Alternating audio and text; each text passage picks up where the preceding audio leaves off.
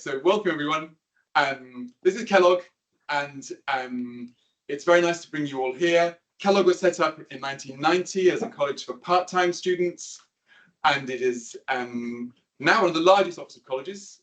We have about 1,000 part-time students, continuing the theme of lifelong learning from this morning, and it plays a really important role for people who are working and studying professionally. And before Kellogg was created, it was impossible to be a student in Oxford and be a part-time student. So it's an important aspect of widening participation in Oxford. But you do need to have full-time students to make a college hum. And so we have about 300 full-time students as well. Some of them staying in the accommodation here. I know some of you are staying in the accommodation here. So we have short stay and full-term accommodation. But we're not really here to learn about Oxford's minutiae. We're here to talk about policy, and I think it's always been a really important part of this conference and this centre right from the very start. It was absolutely about engaging the policy conversation. I think we couldn't have heard more about that than from Claire's, with the reflection this morning on Claire. So it's with great pleasure I'm going to hand over to Thandi, who couldn't be a better exemplar of going from policy to academia and back again. In fact, she is our deputy director based at the University of Johannesburg, who's just been seconded back to the Ministry of Higher Education. And she's going to chair this panel, and she is going to introduce our special first guest, the Minister of Higher Education, Science and Training. So, Thandi, it's yours. Thank you so much. Thank you so much. Please be aware that the person on the screen is Honourable Buti Manamela. He's also my boss because I am no longer at the University of Johannesburg. I am in the Department of Higher Education and Training, and I'm really, really honoured, Minister, that you were able to join us. Thank you so much. I think the audience is they're all scholars, more scholarly than myself, and they're really excited to be here. We are talking about affordability, access, and sustainability in university education, but also to be aware, everyone, our ministry focuses also on what we call post-school education. And I have no doubt that we will also be reflecting on that. But we have, Minister, been debating issues of university financing, student loans, student financing, issues of access and sustainability all day. So I think people are really excited to listen to you. I just want to tell you a little bit about Minister Manamela. He is our current Minister of Higher Education and Training since July 2025. He was previously Deputy Minister of Higher Education and Training from July 2024 to June 2025, and also the Deputy Minister of Higher Education, Science and Innovation before that for 7 years. And he also has been the Deputy Minister in the Presidency. He's a member of the South African Communist Party Central Committee since 2012. He's also in the ANC's National Executive Committee. And he has a master's degree in Public Policy and Development Management from BITS. He's doing a PhD, I think, but that's really irrelevant. No, not yet. I know he's studying something. But we'll have to wait till I go back to academia, then you can come and study with me. And he also studied at, he's got a history in the leadership of our student organizations in both universities and TVET colleges. So he has a really unique perspective on that. Minister, over to you. We're really honored to have you. He's going to speak, and then I think he has to leave. He has other meetings, and it's an hour later in South Africa. So, and he never stops working. So we'll release you, Minister, as soon as you want to go. But over to you. Thanks. Thank you very much, Chairperson Professor Lewin, and it is a peculiar kind of pleasure to be in conversation with you from a different seat tonight, and also from a different border. But thank you so much for the invitation. Distinguished members of the Center for Global Higher Education, fellow panelists, Dr. Zeh, joining us from Hong Kong, and Professor Motala, Professor Oketch, good afternoon. Let me begin by honoring the memory of Professor Claire Callender, whose life and contribution was celebrated in the opening plenary of this conference this morning. I personally have not had the privilege of knowing her, but her influence is unmistakably in the work of researchers and advisors I rely on, and in the framing of our own debates in South Africa about student debt, aspiration, and the long shadow that loan-based financing casts over young lives. When we argue here in Pretoria about whether to return to an income contingent model, and we do argue about it, we are, whether we know it or not, arguing with her evidence, and that is a rare kind of legacy for a scholar to shape the questions that a government on another continent is still trying to answer. I want to thank the CGHE and Kellogg College for the invitation. Kellogg was founded in 1990 to deepen access to Oxford graduate studies for people who carry lives and careers outside of the academy, part-time students, mid-career professionals, parents, and that premise that higher education should bend towards the shape of life rather than demand that a life bend towards it. It's not a bad place from which to begin in a discussion of university financing in 2026. I've come to you this afternoon to describe a paradox, because honesty is more useful than advocacy in a room like this. The paradox is this: the South African state's commitment to higher education measured in rands is extraordinary. Our higher education and training budget has been amongst the fastest growing lines in national government over the past budget cycle. The state pays the tuition fees of approximately 62% of undergraduate students at our public universities. At most of our institutions, the state, not families, is now the majority payer of fees. That is a statement of public commitment that very few middle-income countries can match. And yet, over the same period, our universities have grown poorer in real terms. The University Block Grant, which is the discretionary subsidy that pays academic salaries, keeps laboratories running, but also sustains research, has grown at approximately 3.9% annually, well below inflation. Infrastructure budgets have been cut. The development grants for our two newest universities, the University of Mpumalanga and Sol Plaatje University, have been reduced by more than half, 10 years into 15-year development plans. And student debt also held student debt held on university balance sheet has climbed to around 23 billion rand. More than half of that is impaired. It is, in plain language, lost income. So here's the paradox. The South African state has never spent more on higher education, and the South African university has really felt more fragile. So in as much as we're spending more on higher education, more than ever, our universities have really felt more fragile and have felt the impact of underfunding. And so to understand this, one has to understand what happened after 2015 and 2016 student movement, which we now know as hashtag fees must fall. In 2017, in response to that movement and to an entrenched crisis of affordability, we announced fully subsidized higher education for students from households earning below a defined threshold. It was in the comparative free tuition conversation that this conference has been interrogating since this morning, alongside Chile, alongside the Philippines, one of the more ambitious experiences of the last decade. It has achieved real things, and I want to name them before I name what we believe might have gone wrong. The demographic composition of our universities has continued to shift in the direction of redress.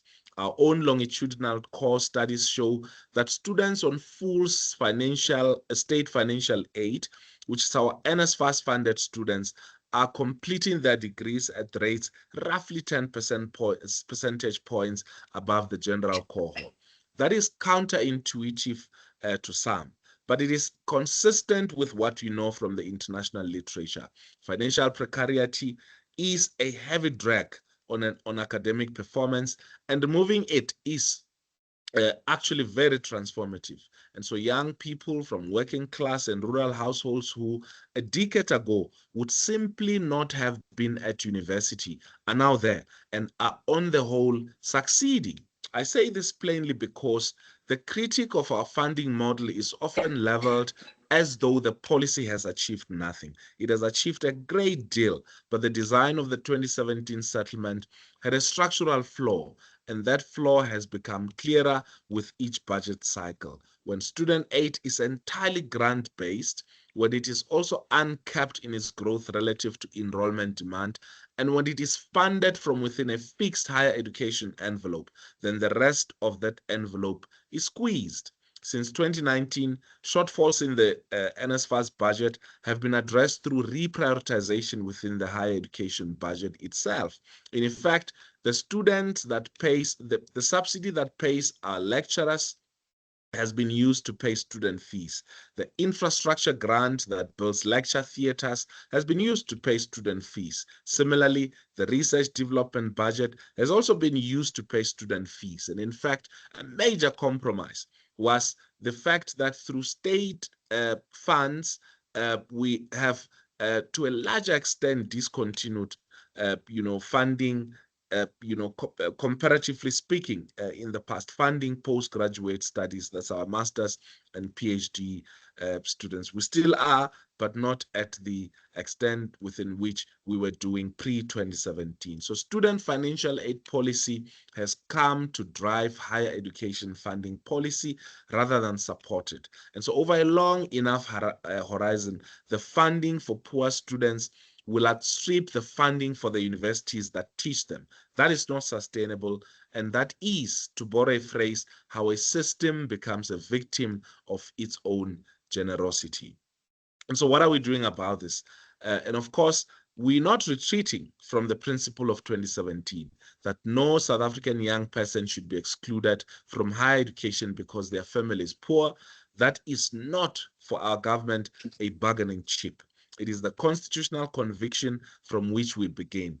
But we also cannot preserve that principle by allowing the rest of the system to collapse around it.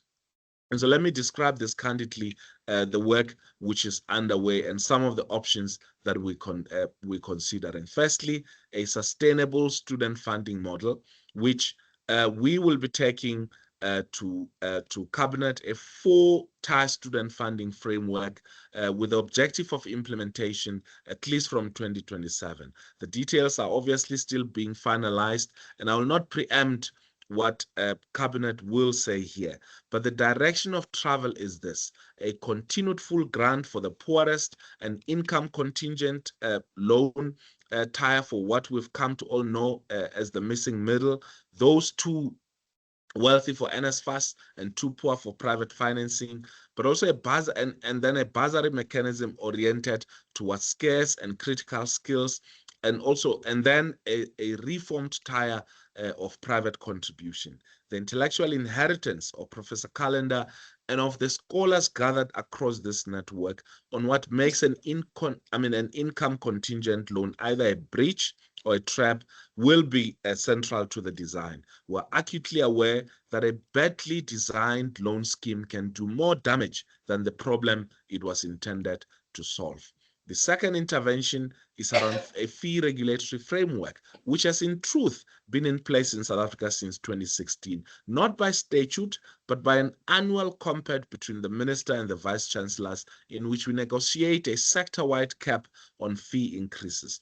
This has held tuition inflation, which is to the good, but it has also frozen in place. It has also frozen in place and placed enormous historical inequalities between institutions. The fee at a historically white, research-intensive university and the fee at a historically black university in a rural province are not the same, and the gap has become a proxy for many other inequities. We need a formal regulatory framework that over time narrows these differentials and creates transparency for students, for families, but also for the state that pays most of the bill. The third intervention is the reform of NSFAS. And I think we have to be frank here because some of you may actually be aware of some of the challenges that we're facing here. The administrative machinery that currently delivers South Africa's student aid is not fit for the scale or complexity of what it is being asked to do. Payments are late, and yes, of course, this year we did a little bit much more better. The policy decision to extend NSFAS into accommodation funding produced, in some instance, a private landlord market that is now the subject of separate investigation for a whole lot of things which are at an unacceptable scale. We're not tweaking that system. We're rebuilding the student financial aid administrative architecture for the long term. The fourth intervention is differentiation and articulation. We want a higher education system, not only a university system. That means properly incorporating agricultural colleges. It means creating a regulated pathway for strong private institutions to become colleges, and in due course universities under a new policy on institutional types. It means also building far better articulation between our TVET colleges, our community education and training centers, and our universities. A gross enrollment ratio of approximately 25% is too low for a country with our demographic pressure and our skills deficit. We will not get to 40% by building more universities of the 1960s kind. We therefore also need a differentiated system with real and dignified pathways between its parts. Fifthly, and perhaps most uncomfortably for someone in my position as a minister, to raise in a scholarly forum public trust. Across much of the democratic world, universities are losing the confidence of publics that once regarded them as self-evidently valuable. In our country, there isn't overlap with what colleagues from the United Kingdom, the United States, and elsewhere have described during this conference.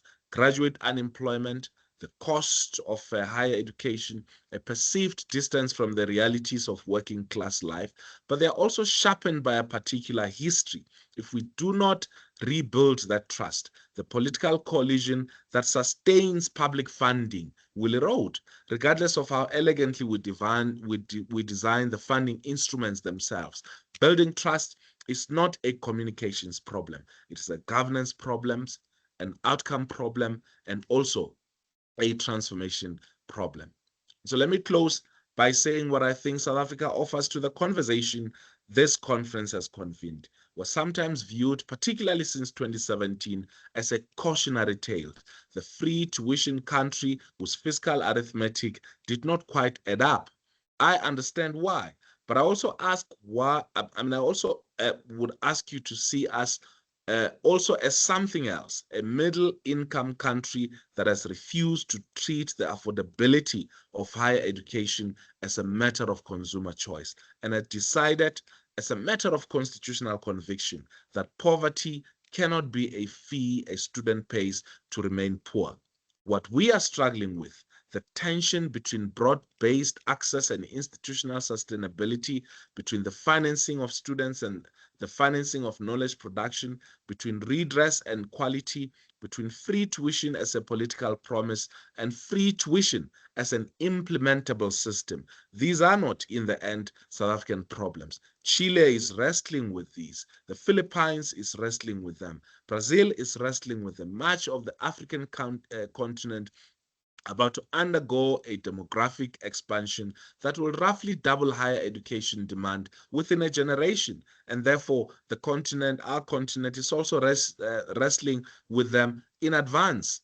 If there is a contribution we can make to the work of the Center for Global Higher Education beyond providing another case study, it is this. The questions of affordability, access, and sustainability cannot be answered one country at a time.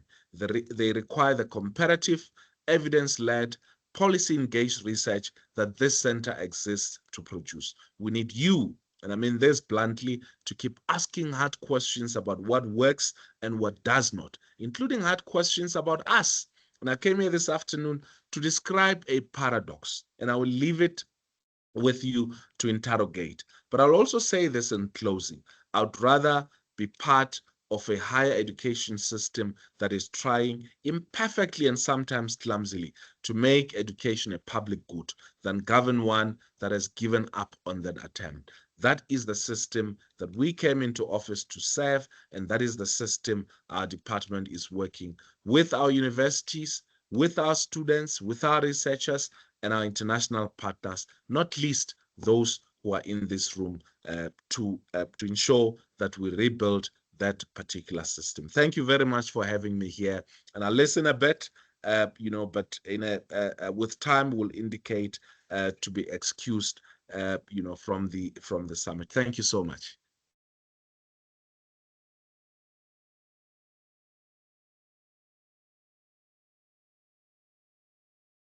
Thank you so much, Minister. I can see people are. Well, I can see they're debating already. I particularly like the fact that you called academics to, talk to these questions, the big questions that governments face. And this is a group of people who are engaged very much with policy. Many are involved in policy processes, but also who really care about many of the issues that, Minister, you raised. I know that there may be, would you be willing to take one or two questions before we carry on? Okay. I don't know if I'm just going to allow one or two questions if there are any. The Okay. Minister has to go, so if there are any key questions about what he said, I know nobody was prepared for this, so you don't have to ask a question. I'm sure he'll be perfectly fine not to answer. But if there are any, now is your opportunity. Yeah, and when you ask the question, you must remember I'm yet to complete my PhD. Yes, please come in. Can you see the audience? Yes. Yeah. Yes. Okay, great. Can you just say who you are as well, please? I'm Holly Smith from UCL Centre for Higher Education Studies. I just wanted to ask about, you framed it, and I was fortunate to attend the seminar before with Thandi to understand a little bit more. It is a paradox that South Africa is spending more than it's ever spent before in higher education, but that sector's never been poorer because they're spending more on student support or student tuition fees, and that means there's less for buildings, research, investment, staff salaries, and so on. But is that a paradox, or is it the very old political problem of a fixed budget? And if you spend more on one thing, you have to spend less on the other, and the real trick of politics is being able to expand the envelope, isn't it? So I guess the question is it a paradox, or is it just a fixed envelope? And how do we inflate the envelope, I think, if that makes sense. Did you hear? Yeah. Can we take another question, or do you want to Yes. answer that one? Okay. Okay, All right. one more question. Two more questions. Abbas Isiaka from the University of Eastern here. Thank you, Minister, for your presentation. I was just going to ask, given we've seen the number of African countries jumping on this trend of student loans, and Nigeria 2 years ago, just 3 years ago, just launched the NEL Fund. Following similar, even though it's not income contingent, it's they're trying to make it accessible to everyone.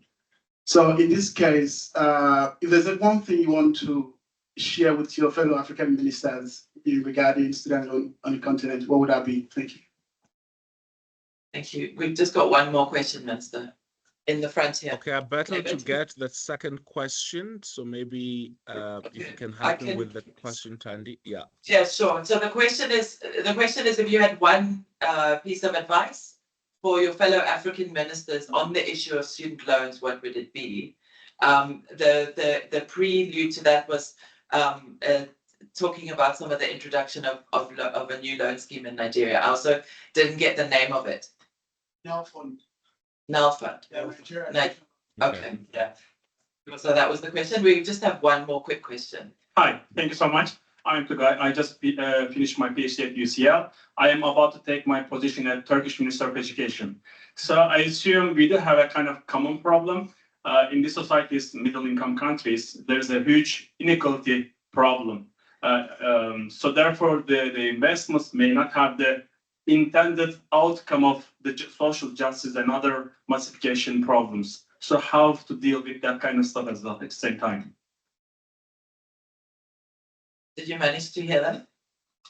No, I didn't. I just had student debt, but I didn't hear much. Yeah. Do you want to say it in just one sentence? It's about equity and social justice. Yes, because there is a huge inequality problem in these Inequality. middle-income countries. Yeah. So no matter what the governments do, so some parts of the country always gets better and better. So how to deal with this one? Yeah, and I guess the question is whether higher education or access to higher education actually helps to decrease inequality, or whether indeed it sometimes makes it worse. Hopefully not. Thank you, Minister. Over to you, and then we'll release you. Okay, thank you so much. Firstly, I mean, the historical problem in South Africa has been the problem of access primarily, because the universities or the higher education system itself was initially built on the basis of exclusion, and then when access was expanded, it was just on the basis of the expedience and convenience of the apartheid regime, because they needed a certain proportion of Black professionals, to serve in the public service. And so the agent question in 1994 became the question of access. And yes, it included, attended to that, the question of quality, which means that as you allow, students to get into, universities, you also have to improve the capacity of those universities to be able to absorb, that access. So that's why, the question of access, of equality are emphasized in our constitution. So in the first instance, it's a constitutional conviction, and therefore probably makes it a part of the responding to the political demand. And I mean, it was sustained, over the years until the state succumbed in 2017, that we need to, I think 2018 or somewhere around there, that we need, 2017 actually, that we need, to open up, access. Now, the reason I'm saying it's a paradox is because some of the drivers of expenditure, I mean, in 2017, the pass in terms of student finance was just I think around 5 billion, if I'm not mistaken. Today, we're talking about 54 billion rand, and consistently over the years, we've been going back to Treasury, we've been reprioritizing, we've been finding ways to juggle around the figures so that they can, balance. So yes, in as much as it's a constitutional and political conviction that needs to be balanced with, driving resources towards this expanding system. I mean, in 1994, we had about 400,000 or so students at university. Today, which is 32 years later, the system is about 1.1, 1.2 million students at a go. Of course, its capacity has been on the rise, but not, to match, the extent within which there's been, access. So I think I suppose it's a balance of both. But the question of access was more the response to, the political pressure, and I think the constitutional imperative, and it's something that we need to keep on. And our discussion around how do we save the system, how do we create sustainability in this system, is so that we do not compromise, those constitutional convictions or the political response to the problem, but that we're able to, to sustain it. I'm certain, our Minister of Finance will not willingly, redirect more resources towards higher education, because education is the second largest, biggest spend in our country. But the actual paradox is that the student funding is the largest single expenditure of our department, which takes up, I think, close to 1/3 of what we are spending. So that's that with regard to the first question. A piece of advice for governments that are considering student loans, I think for me is, I think we need to ensure that government loans, are somewhat backed by the state, and secondly, that we invest in skills that are almost immediately needed in the economy. It's not given that all economies will need investment in science, technology, engineering, and mathematics, but I think African states will have to look at what are the skills that they critically are in demand of, and redirect student funding and student loan towards that. The third thing is that there has to be some form of commitment on the part of the students who are, if it's a hybrid of a student loan and a bursary, there has to be some commitment on the part of the students who are receiving that, that loan or that bursary, particularly when it is backed, by the state. The whether access to higher education creates equity and social justice, that's something else. But what I know is that historically, the picture of higher education or post-school education and training in South Africa was predominantly white, predominantly male, and as we speak now, we're asking our question, a big question as to, for instance, in public institutions, where are the young men? 63% of the participation rate, I think, in our universities are women. So that's, one can argue that we've made progress on the one hand, and as I said in the speech, that we're moving towards, in favor of redress. But the reality is that through giving access to those who were historically disadvantaged and those who couldn't have access to, this, to post-school education and training, that has now given them, a hand up.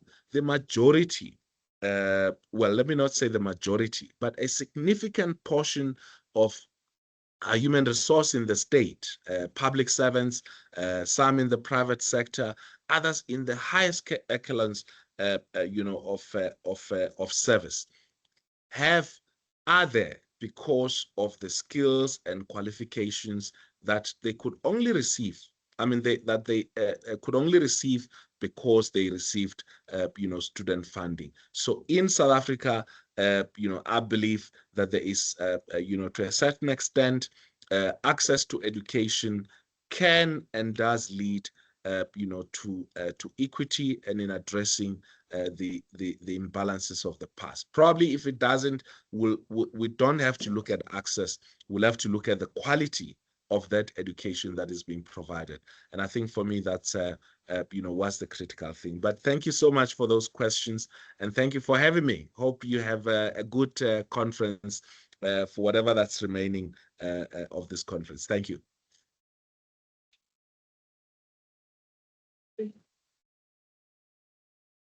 Thank you so much, Minister, for your time. We're really honored that you were able to join us. Thank you. We'll carry on and you can stay as long as you like. Thanks. Okay. So Shireen, I think you're up now. I'm going to introduce you to Professor Shireen Motala, who I must declare is also a colleague at the university that I am still employed by and seconded to government by. And she is a SARCI chair. So SARCI is the South African Research Chairs Initiative, and it's our National Research Foundation initiative. And it's an amazing initiative, actually, where the National Research Foundation funds research chairs for up to 15 years, right? And there's a really strong component of capacity building within those chairs. So there are requirements to support lots and lots of postgraduate students and postdoctoral fellows.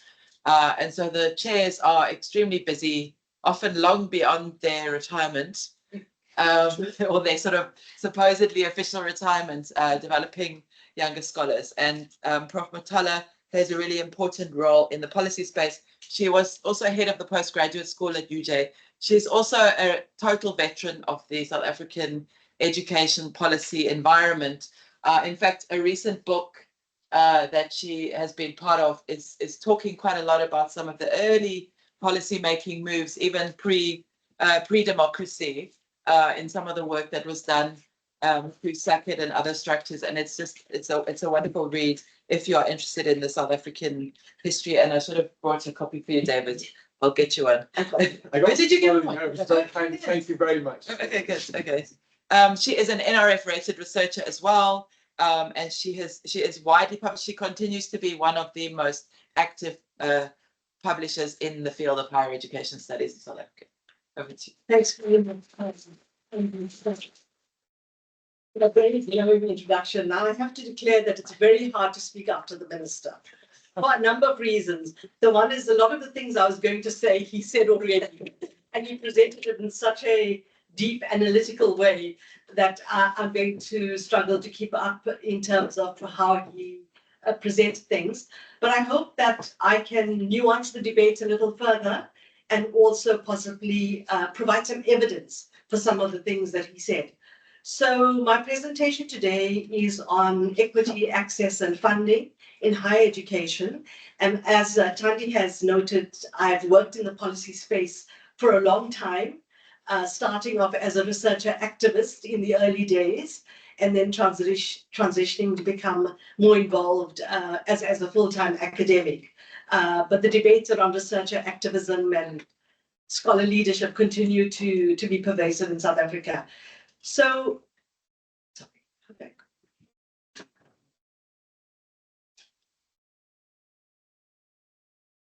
Okay, great. So I think, as the minister has already said, since 1994, South Africa has prioritized education as a cornerstone of our democracy. And as he has noted, post-apartheid policies open doors to the large majority of our country, particularly trying to redress, on the one hand, racial and on the other, socioeconomic inequalities. At the same time, the new democracy, as he has noted, had to address many interlocking goals, including reaching demographic parity, increasing enrollment, and meeting economic and labor market needs through graduate output. But at the same time, as we have noted already from Thandi's presentation this morning and from what the minister has said, this took place in the context of limited state funding, historical and contemporary inequalities between institutions. I think that's one of the features of South Africa. We have a highly differentiated higher education system and constrained labor market realities. So I think one of the biggest challenges in South Africa as an emerging market, as a middle-income country, as a country with high levels of inequality, I think it has possibly the highest Gini coefficient in the world, alongside Brazil, is that economic instability and funding precarity undermine equitable access. So for me, I think there are two things. The South African state shows two different tendencies, and they continue to exist in tension. The one is of a more neoliberal approach, which is around deregulation, reduction in government spending, some free market aspects, commodification, and then on the other hand, a strongly redistributive state, which has social welfare tendencies, focusing on developmental social protection, poverty alleviation, and social security, particularly in terms of social grants. And we have a very wide network of social grants in South Africa. I'll speak about that just now. I think as we've heard throughout the day, social political crises, including student protests and governance challenges, have continued to expose the contradictions between what we want as institutional ideals and the lived realities. And I think that's a powerfully important sociological aspect that we mustn't lose while we talk about rates of return and look at the number of statistical analysis that guide funding policies in higher education. So I'm going to speak to a few things. The one is I want to understand access and success, and I've, in my own work, used the work of Martin Trow, Nancy Fraser, and others, and try and understand where we are in terms of this transformative promise. I then want to speak to review the funding mechanisms, which he has already spoken to, and then some of the priorities. So some of the big issues continue to be. I just want to ask, can I put a slideshow? Yes. Okay, it'll be easier for me to read. Let's see. I'm not sure if she ran. Okay, all right, okay. It's just smaller. That's great. That's much better. Thank you. We can't read it. Then they can't read it. Sorry. Okay. Then let's go back. Yeah. Sorry.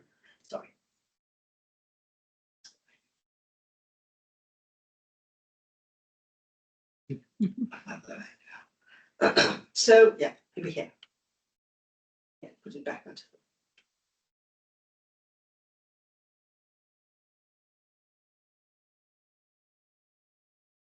Okay. Great. So I think as the I think one behind, one back out, just one back. So some of the arguments that are presented, I think, in my presentation today are about where we are as a country. I think the one big issue is that the consequences of massification have been both intended and unintended. We've had increased access, as we've heard, greater representativity in terms of race and gender, and some success because of these policies in reducing a dropout and increasing graduation. However, I think what this has led to is a greater stratification of the higher education system of who has access to what, with the middle class accessing what is often called better quality universities, the research intensive universities, and others the teaching intensive universities. The third area that I've continued to work on, and which is very much a feature of where we are in South Africa 30 years after democracy, is the precarity of the newly emerging middle class, the Black middle class, who access higher education. And this is evident in the changing class composition of the higher education students. At the same time, they are highly vulnerable. They are more likely to drop in and drop out of the system in terms of economic shocks and what happens in terms of families. The third point, I think, that the minister, or the fourth point that the minister alluded to at the end, was that while we have focused as a policy gain, increased access, this has not, and while we have great participatory parity, this has not led to representative parity, which includes equal outcomes, epistemological access, and changing the institutional culture. So simply, we have great access, but a highly inefficient system in terms of throughput. I think what this means for equity and inequality is that we have differentiated access in relation to the National Student Funding Scheme. We have class precarity, we have institutional differentiation, and this leads to segmented labour market economies. And this relates, as I will get to the broader political economy and the relationship between social equity and education equity. I'm not going to spend a lot of time on this because the minister spoke about this and in great detail, but we have had enormous achievements in South Africa, and I think it's important to present these.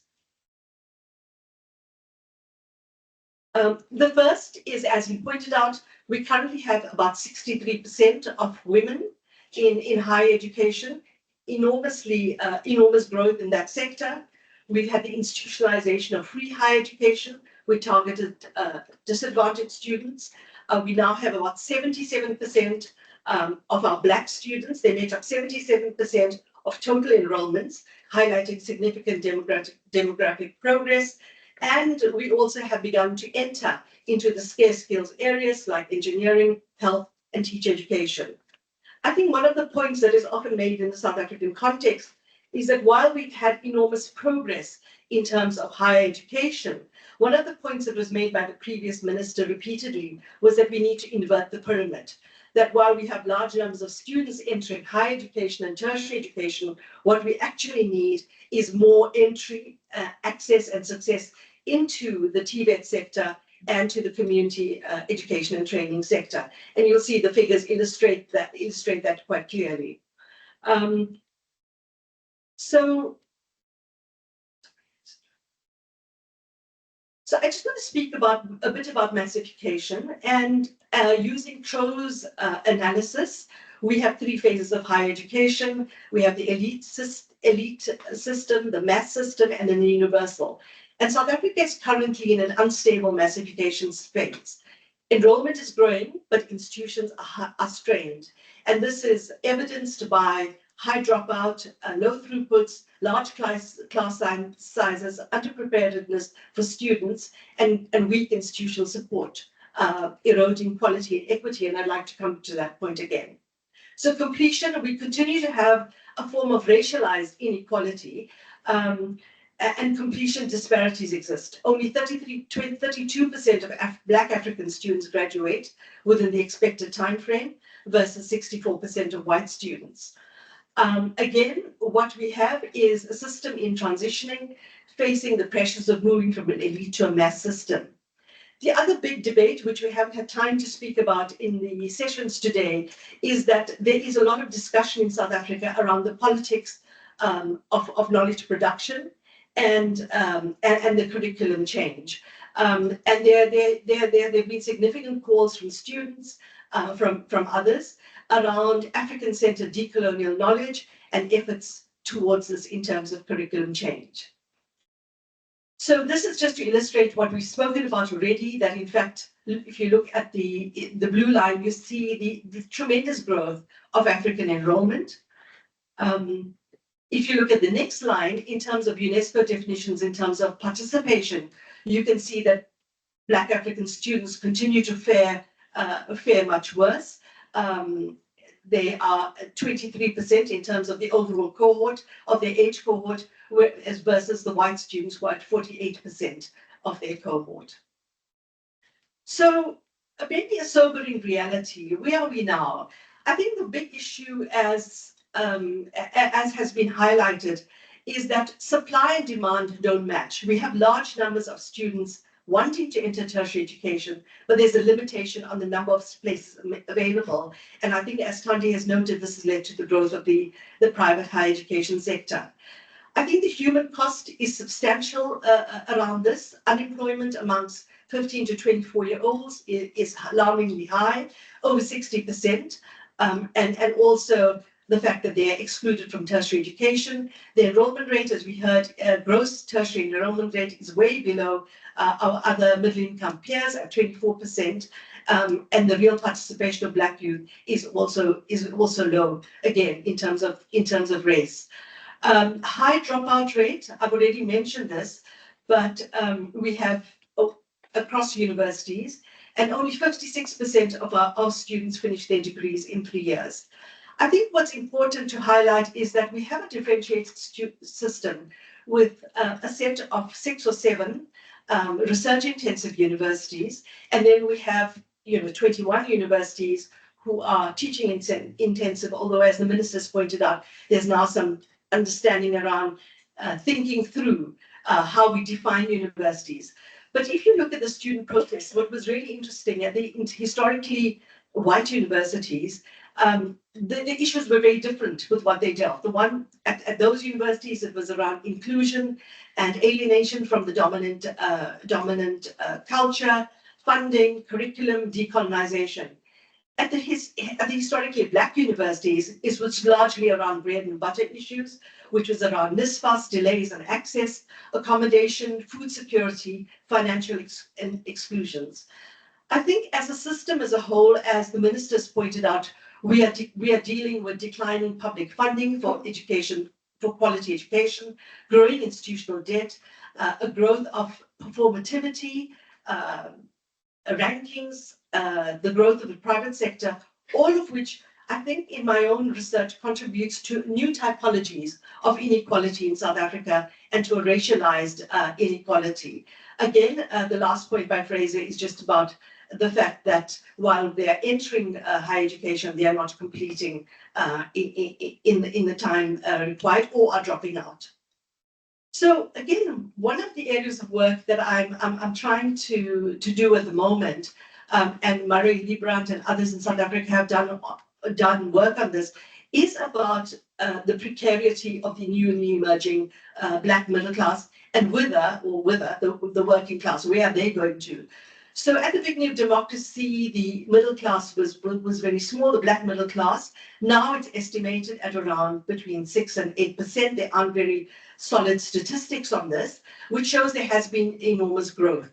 However, it is this new Black middle class that is seeking entry into the higher education system. However, it doesn't have years of intergenerational wealth of the established white middle class. It is characterized by vulnerability and transition out of their class status. And I think those of us who work in universities see this all the time, where students pay their registration but then can't pay their full fees, drop out because of some economic issue in the family, and issues, as Thandi has noted, of food security and others. Accommodation continue to be huge. So I think one of the big issues is that while we are getting people in, which we've heard this before, that there's a greater possibility of dropout and exclusion. What's been really interesting in terms of the National Student Fund Scheme is some of the new research done by the Ali Mazrui Center for Higher Education Studies in South Africa shows that those who are accessing NSFAS, which as we've heard is at 350,000 Rand, are actually at the higher end of the 350 band. So the children of domestic workers, security guards, others, the working class are actually unlikely to get in. And as was mentioned this morning, and I think Moses has done some work on this, that in a particular way, it's often the middle classes who come from good state schools who are able to access the best public universities. I think an area that we haven't spoken about today is about new technologies and AI. And in many ways, this is also reconfiguring higher education. And particularly in South Africa, the issue of digital inequality is spoken about a lot. So I think this is a very poignant picture because it shows where students are at. They had a huge transformative promise. And now they want the benefits of that promise, but they're not seeing it. At the same time, I think as the minister used the word paradox, I think the issue in South Africa is that we have very progressive and forward-looking policies in terms of funding, in terms of social spending, etc. But we are dealing with intractable levels of inequality, but we have models or attempts around progressive fiscal redistribution. And some of these have been around higher social spending, targeted government transfers, affirmative action to diversify wealth ownership and to promote entrepreneurship among the previously marginalized. I think the point that was made earlier is that 63% of our students who are on NSFAS and the student also benefit from the social grant system, which research has showed actually promised their earlier completion in higher education. Despite this, the point I made earlier is that high unemployment rates, high youth unemployment rates, etc. Now, what was really interesting was in 2017, 18, 19, through the various commissions that were made, were set up, there was a huge debate around what was actually meant by free education. Is it free education? Is it free education? What does a complete holistic package of free education mean? And there were a number of proposals, including instituting the wealth tax, increasing the proportion of GDP to higher education, or continuing with the differentiated means test free approach. So we've heard a bit about NSFAS today, and I'm not going to deal with that in great detail. But just to say, as I think the minister highlighted, higher education has become the highest growing component in government. And much of this has been through the funding budget, the student funding budget, which grew by 11% annually, which is a huge amount from 2019 to 2024. And you'll see the pictures which represent this just now. We do fund about 70% of university enrollments, and this has been crucial for expanding access. At the same time, as I pointed out, it is the students on the higher level of 350,000 who are accessing higher education. University subsidies, and I'll speak to this just now briefly, increased by just 3.9% during the same period, falling below inflation and essentially remaining stagnant. And as we heard earlier, how have we managed this? We've managed this through reprioritization, and student debt has surged. We've had numerous operational challenges within NSFAS, and the issue of those who just fall above the 350,000 threshold continues to be a huge issue. So I think this is really revealing, and there's only one point I want to make, that while we are bringing the large numbers of students in, these are individual allocations to students, but at an institutional level and as a system level, we are not supporting a quality and equitable higher education environment. So you can see that how university subsidies have grown in real terms, have actually declined, while NSFAS funding has increased. Again, the issue of teaching input units, what guides quality education, again, has had a very uneven pace. And as you can see, that in terms of annual inflation continues to be below that. And it relates to the points that are made around how do you support infrastructure, lower student lecturer ratios, and other aspects. Students, this is a Thandi slide from 2 years ago. But I think the issue of student debt and the pressures it places on an institution level continues to be a reality. The impaired debt, which is the orange block, is funding that will never be recovered. So institutions as a whole are under huge pressure around maintaining a quality and equitable learning environment. And again, I think this was what the minister was alluding to, that you can see that how NSFAS funding, student funding has grown, but block grants have actually declined. So as we've heard, I think today, we heard earlier, is that while our policy architecture is really progressive in the intent, it's contradictory in its effect in so many ways. We have access without adequate support, equity while chasing efficiency, transformation within fiscal constraints. We all believe and strongly support social justice paradigms, but that is equity through massification, and the issue of performativity continues to drive a lot of how we manage institutions today, and then autonomy under state control. So let me conclude by just making a few points. I think South Africa has had huge successes in terms of a developing country and having great achievements.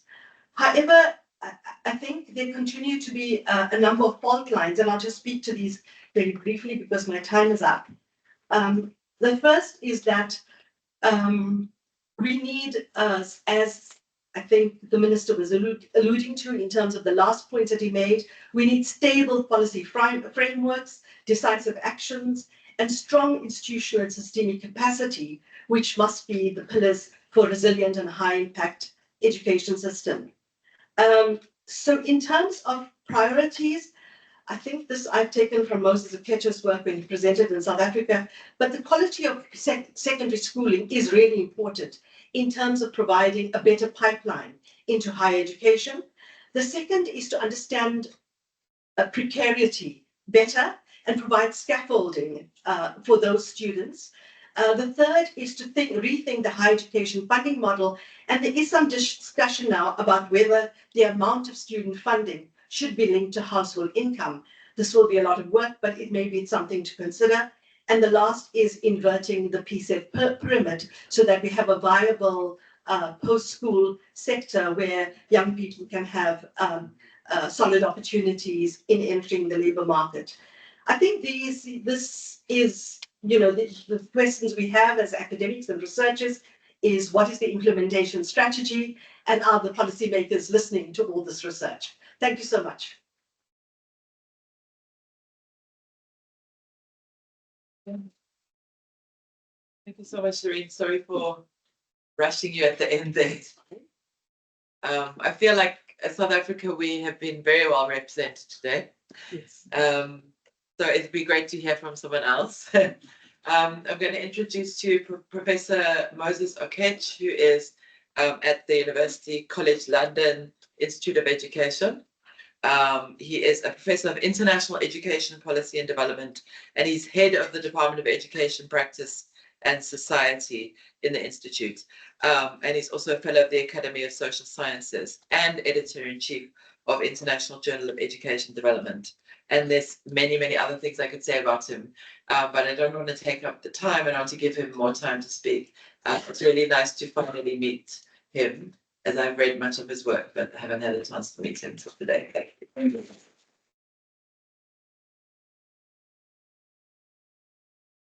Wow, I'm not sure whether I'm going to be able to do justice to what the minister and my colleague, Professor Motala, has already said.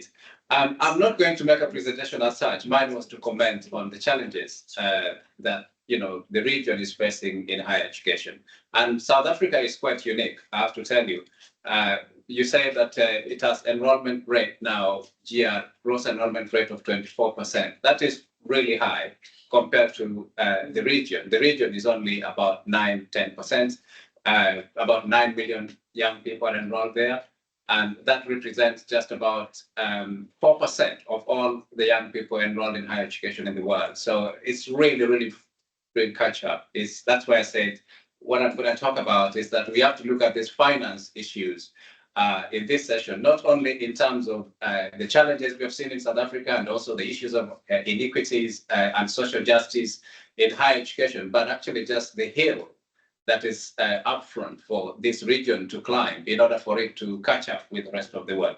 And it does actually present both a conundrum in relation to access, but also in relation to finance. How do you manage to do it? When I was much younger in the academic world, I think it's now 23 years ago, I wrote an article. And that was, I think, 2003. It was published in a journal. And at the time I was teaching, I was at Vanderbilt University in the US. And I think I said affording the unaffordable. And that time I was asking really, I mean, this was completely 23 years ago, whether the region of Africa was going to be able to afford its higher education in a quality way. And the reason I was writing that time is that the universities that were already there were crumbling. The quality was already crumbling. They were overcrowded. The challenges were very high. We went to Makerere, and you thought of Makerere in the 1960s, or Nairobi, or Ibadan, or University in Ghana, or Legion in Dakar.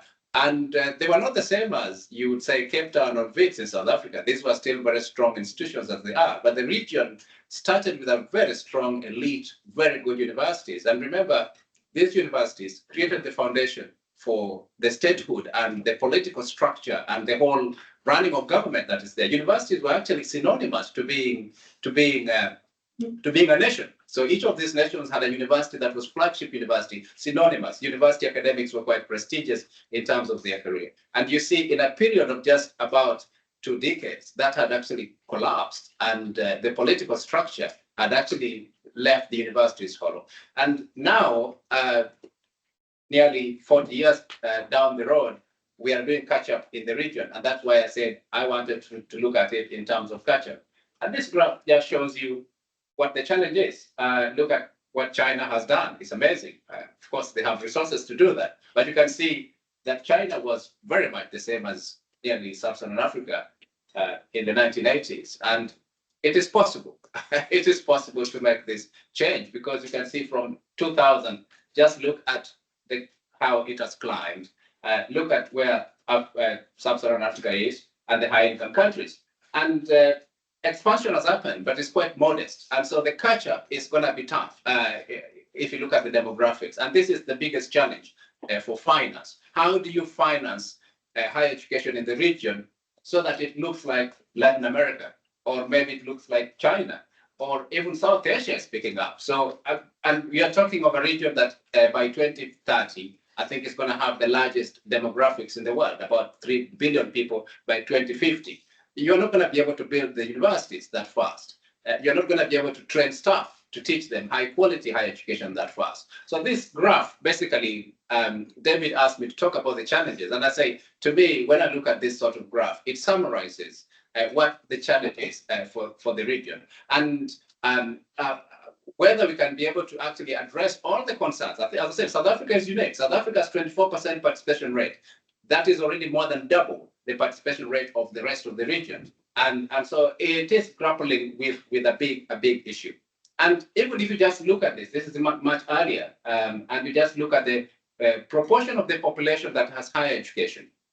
This is not gross enrollment rate, but people, if you look at generally the population and how much of that population within 5 years have achieved higher education, you can still see the region has done a bit improved, but not quite. This graph simply reflects the one I showed earlier. It simply shows places like North America that are coming down. They've had too much higher education and lots of problems. So that's trying to say, no, maybe we need to refix it. But you look at Sub-Saharan Africa and you compare it regionally, it just tells you, I would want to be in charge of higher education. I don't know how I can deal with this problem. I'll be making promises that it's probably impossible for me to fail. It requires huge amount of rethinking, a complete architecture of what I don't know it is, for you to move from this graph to be able to reach probably even where Latin America and the Caribbean is. So this is a huge challenge that the region has to think of. And this is the last graph I'm going to show you. I think, and then I'm going to show you one last one. This one is looking at the concept of cost sharing, which we've talked about: income contingent loans, graduate tax, and free higher education. What I've not had people say is free at the point of use, because free at the point of use is not the same as free. You can make things free at the point of use. Nothing is really free. There's no free higher education. It's paid for by grandmother, taxpayer, whatever. So it's free at the point of use. That's what we want. And there are many ways by which you can achieve that free at the point of use. One of which is to use a loan scheme system, income contingent loans and whatever. Or you can say it's going to be paid by the taxpayer, so it's free at the point of use. We all want to achieve free at the point of use. I mean, some economists believe that the concept of free higher education is actually bad for access. And this is what this graph is trying to demonstrate a little bit. I was trying to investigate that and see if that's really true. And this graph shows that for a period of time, a lot of the countries had free higher education, or even if it was not free, it was imperfect recovery of loans. People had these loans which they didn't even pay. Imagine loans existed in Kenya, for example, since 1971. But even the minister who had these loans had never repaid the loan. So you're the minister of higher education, and because there was just no recovery mechanism. So many people didn't really pay. So it was an imperfect loan system. And so it was more or less free higher education. And that was the case until around 2000. And after 2000, they introduced what they call parallel programs in a number of African countries, which means the state system of higher education had enrollment for those who pay the full cost, and then those who are subsidized by the government. And that was to expand university provision. They called them evening classes in some instances. And that started to actually expand provision. And they also, the governments were very relaxed about the idea of establishing private universities. They said, well, you can establish private universities as an entrepreneur, or if you are a religious institution, you can expand your private universities. And this offered some relief in terms of opportunity for expansion and access. And you look at from around 2000, they have taken the graph of Sub-Saharan African region, if you don't like that term, I'm sorry, Kenya, and then the world. And you can see the blue bars shows the region. And from 2000, when they started to engage in some form of cost sharing, they had the opportunity to expand. Which for the last 2 decades since independence, they were not able to do that. And you look at Kenya, for example, specifically, the orange bar, when they introduced this idea of cost sharing in whatever forms it was, because I'm not explaining it in detail, it expanded access. So the idea that free is good for actually, somebody like Nicholas Barr says free is bad for access. But the idea that free is equitable is also not necessarily true. I think we are seeing ideas that say the idea that you think that it can only be quality, equitable, and fair if it is free. the evidence actually is showing that that is actually not true. That there are examples of where the minister said design schemes that can actually make higher education equitable and possible at the point of use. Your position in society does not determine your access and success in higher education. That is what we are looking for. And so long as the system is able to achieve that, whether it is through free or some other ways, it is important. But the direction of travel is showing that with much more expanded higher education, there is no way that we are going to possibly achieve all those things together. Free mass higher education, high quality mass higher education, fair and highly equitable mass higher education, which is free. They're saying those three things cannot happen. It's going to be a trade-off. And what is presented as solution is not a solution. You are an economist, say there is never a solution in the world. What you're doing, you're trading off one thing for the other. So what you're calling a solution is because you have traded it for something else you don't like. So we'll have to think about what is the best way to finance higher education. My own research and conviction is higher education plays an important role in society.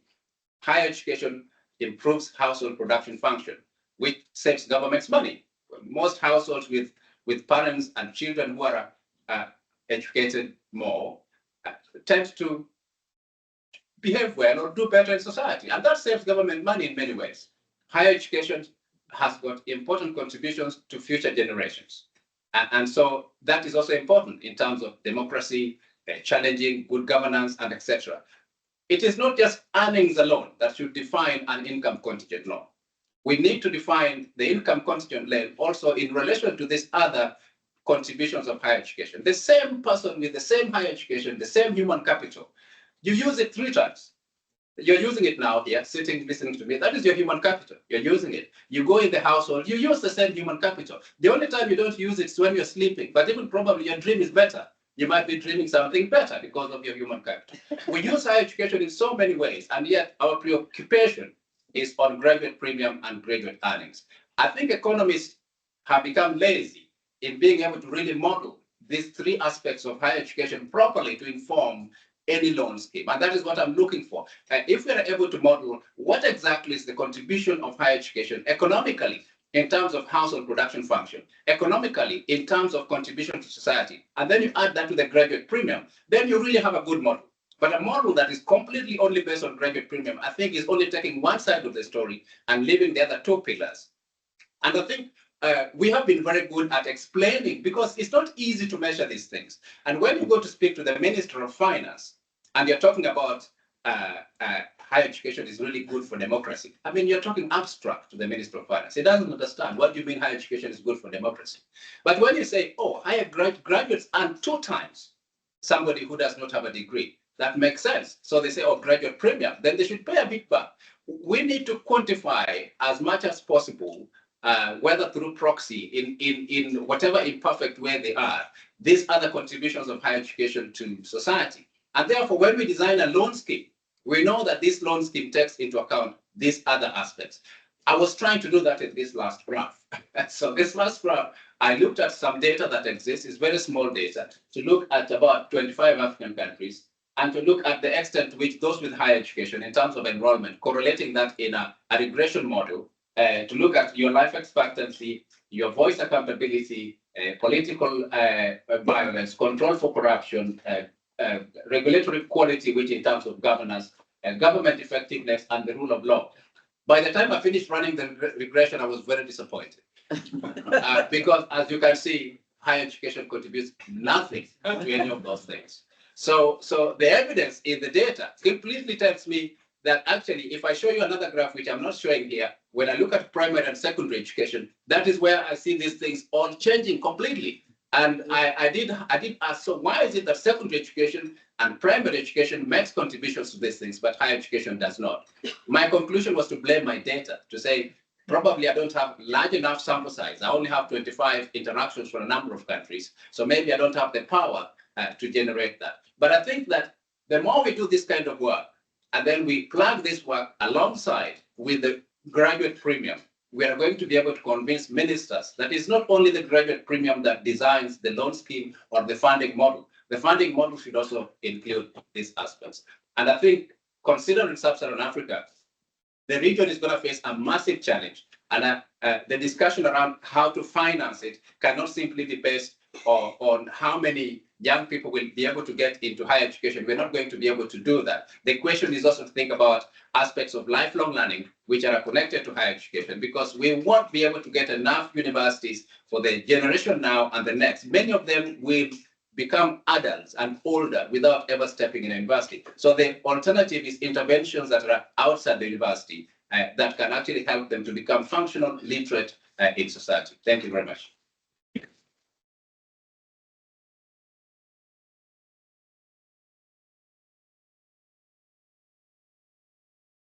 Thank you so much, Prof. You really made us think a lot. I wish we weren't rushing. We are going to have a little bit of time for questions at the end, but probably only a little bit, because then we'll be holding you away from the other stuff that's sitting on the table outside. Sorry. Let me introduce them. Sorry. So let me introduce. So this is a recording from. This is our final speaker and guest. Unfortunately, couldn't be with us. Mr. Jeff C. He is the acting Secretary for Education. No, he's the Under Secretary for Education in Hong Kong, in the government of Hong Kong, as the Special Administrative Region of the People's Republic of China. And he's also been the political assistant to the Secretary for Education from November 2012 to June 2022. So we're really grateful that unfortunately he couldn't be with us live or in any other way. I think probably it's pretty late in Hong Kong right now. But we're really grateful that he was able to record for us. And also I'm sure it'd be nice to focus on a different region than Sub-Saharan Africa now.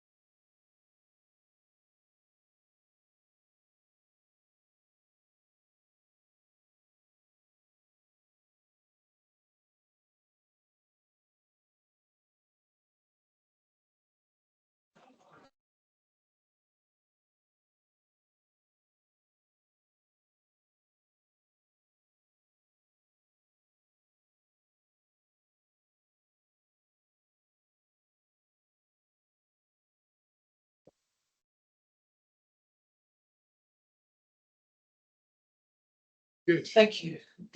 We've lost the. Sorry, it's here.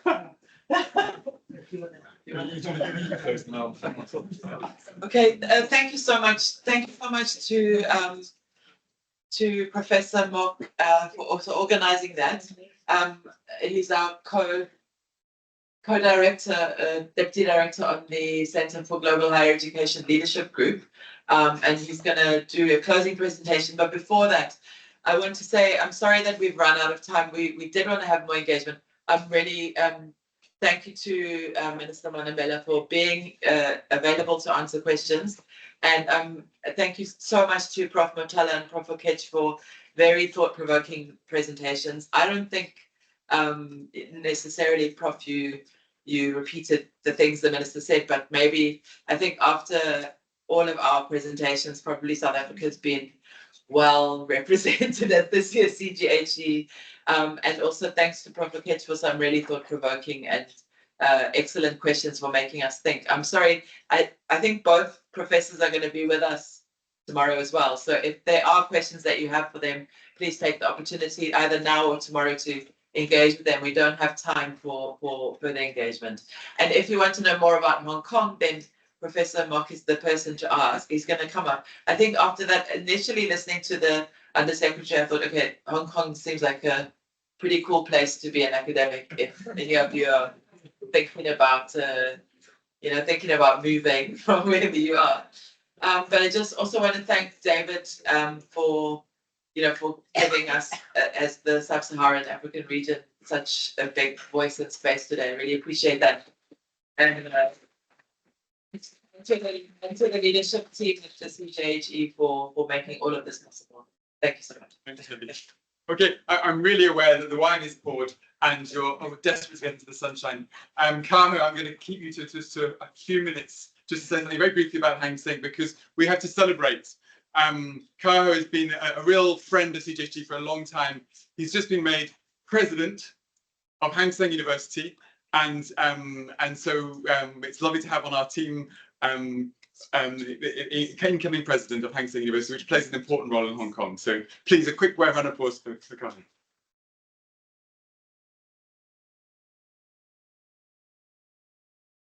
Thank you very much, David, and also the team of CG.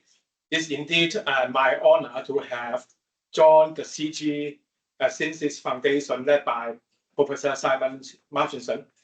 And it gave me a great opportunity, a platform, as a Hong Kong researcher coming from Asia to work with colleagues from around the world through the networks and also the platform of CG to connect me to the international stage, not only myself, and also my peers.